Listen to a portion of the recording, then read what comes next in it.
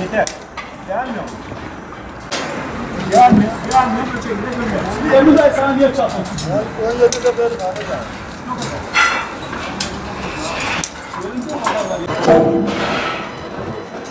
Ayranlar ikisi var ya. Ayranlar çıkıyor. Değil mi abi? Hemen gel. Ahmet abi alttan al. Abicim, ya sonra şuna geliyor. Ha? Bak oldu iyi ya.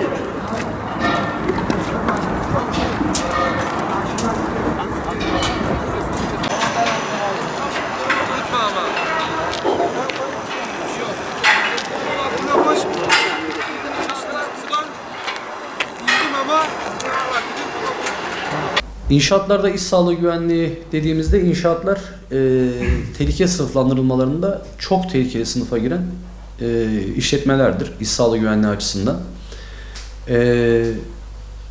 Madenler gibi, işte büyük kimya fabrikaları gibi falan çok tehlikeli işletmeler. Az tehlikeli, tehlikeli ve çok tehlikeli işletmeler var. En çok dikkat edilmesi gereken, en çok önlem alması gereken işletmeden bir tanesi. Ülkemizde gerçekten şu anda inşaat cenneti diyebiliriz. Her yerde inşaatlar, her yerde binalar yapılıyor. İnşaatlara ne gibi önlemler alınabilir? Öncelikle kişisel koruyucu donanımlarla başlayan bir önlem alınması gerekiyor. Bunlar nelerdir? İşte kişinin kullanmış olduğu baret, emniyet kemeri, işte reflektörlü yelek, paraşüt tipi emniyet kemeri. Bu tür kişisel koruyucu donanımları kendilerine vereceğiz. Bir de yapılan inşaatta, yani şantiyede alınması gereken fiziki önlemler var. Bunlar da nedir? Mesela merdiven boşluklarında, işte balkon kısımlarında korkuluklar yapılmasıdır. Yani inşaat yükseldikçe bunlarla ilgili korkulukların yapılması, bunlarla ilgili işte çevresel düzenlemelerin yapılması gerekiyor. İnşaatlarda alınacak önlemler, mesela bazı işletmeler teknolojinin son imkanlarını da kullanıyorlar. Buralarda işte güvenlik ağları kullanılıyor. Yo-yo dediğimiz gelişmiş paraşüt ve emniyet kemerleri kullanılıyor. Çalışanların üzerinde kullanılan işte barettir. Bunların da farklı farklı kaliteli olanları var. Yani bu tür önlemler alınıyor inşaatlarda.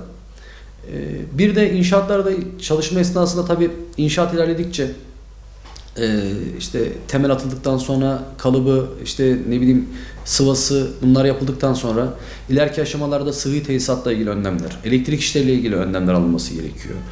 İş yerinde kaçak akım röleleri olması gerekiyor. Kabloların ortada olmaması gerekiyor. Yüksekten düşme en büyük sıkıntımız bizim inşaatlarda başımıza gelen yaşadığımız sıkıntılı süreçlerin en büyüğü yüksekten düşmeler. En çok yüksekten düşmeyle ilgili kaza oluyor. Onun haricinde çok fazla kaza olmuyor. Yani kesme, kopma olayları çok istisnadır. Ama ölümlü kazaların %99'u inşaatlarda yüksekten düşmeyle oluyor. Buna has önlemler alıyoruz. Dediğim gibi de işte emniyet kemerleri, yaşam hattının kurulması, ankraj noktalarının belirlenmesi ve bir de dediğim gibi işte güvenlik ağıdır, korkuluklardır, bunların yapılması. İşçilerin, yani doğrudan sadece inşaatla alakalı değil, genel hakları var. İşçilerin hakları var, işverenin hakları var. İşçilerin hakları nedir? Çalıştıkları ortamda sağlıklı, yani çalıştıkları ortamın sağlıklı ve güvenli bir ortam olması gerekiyor. Bunun için de alınması gereken tüm önlemleri işveren veya işveren vekili alır kanuna göre. Bunu beslenmeden tutun, işte az önce bahsettiğim kişisel koruyucu donanımların temin edilmesine, iş yerinde fiziki iş sağlığı güvenliği önlemlerin alınmasına, risklerin belirlenmesine ve bu risklerin ve tehlikelerden sonra işte iş güvenliği uzmanlarından hizmet alınarak risk analizlerinin, acil eylem durum planlarının hazırlanması. Yani sadece inşaatla alakalı değil, mesela bir deprem anında inşaatta neler yapılabilir, bir selde, bir yangın durumunda neler yapılır, bunlarla ilgili eğitimlerin verilmesi gerekiyor. Yani buradaki temel hakları eğitim almaları öncelikle. Sonra da eğitim aldıktan sonra da oluşabilecek tehlikelere karşı, mevcut risklere karşı fiziki önlemlerin alınması. Bu şekilde özetleyebiliriz.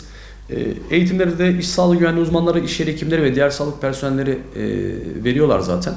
İşte ilk yardımdan tutun hijyene, Çalışanların yasal hak ve yükümlülüklerinden işte ne bileyim kullandıkları kişisel korumaları nasıl kullanacaklarına, kullandıkları makine ve ekipmanların periyodik bakımlarının yapılıp yapılmadığı, bu makineler kullanılırken ergonomik olup olmadıkları noktasında çalışmaları işveren profesyonelle beraber, iş güvenliği profesyonelle beraber yapması gerekiyor.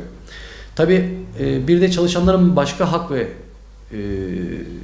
yükümlülükleri de var. Ne gibi? Bu işverenin vermiş olduğu kişisel koruyucu donanımları kullanacaklar. İş yerinin kurallarına uyacaklar. Kendilerine verilen eğitim çerçevesinde hareket edecekler. İş güvenliği ile ilgili bir risk gördüklerinde bunu ilgili amirlerine veyahut da iş güvenliği uzmanlarına bildirecekler. Bunların yükümlülükleri. Başlarına kaza geldiği zaman zaten bununla alakalı devletimizin yapmış olduğu çalışmalar, hazırlamış oldukları mevzuatlar, yönetmelikler ve kanunlar var zaten. Yani başlarına gelen kazalarda alabilecekleri tazminatlar, işverene burada ruj edilmesi durumu falan gibi birçok şey var. Ama bu çok uzun bir konu. Çalışanların hak ve yükümlülükleri konusu. Biz bunlarla ilgili de eğitimleri zaten sahada birebir işçilere veriyoruz. İşçilere verebileceğim bir şey, kendilerine verilen eğitimlere uymaları gerekiyor.